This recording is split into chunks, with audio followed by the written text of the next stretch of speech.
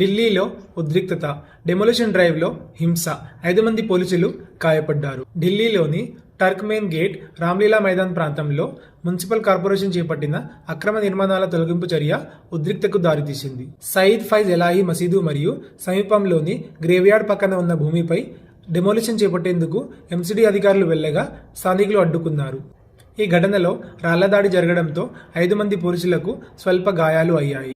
DCP Nitin Valsan మాట్లాడుతూ Delhi high court ఆదేశాల మేరకే డెమోలిషన్ నిర్వహించామని తెలిపారు. పరిస్థితి అదుపు తప్పడంతో పోలీసులు టియర్ గ్యాస్ ఉపయోగించారు.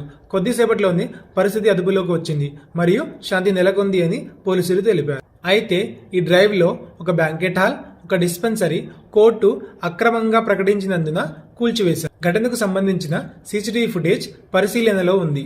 వైద్య నివేదికల అనంతరం చట్టపరమైన చర్యలు తీసుకుంటామని పోలీసులు తెలిపారు. ప్రస్తుతం ప్రాంతంలో సాధారణ పరిస్థితులు ఉన్నాయని ఢిల్లీ పోలీస్ స్పష్టం చేసింది.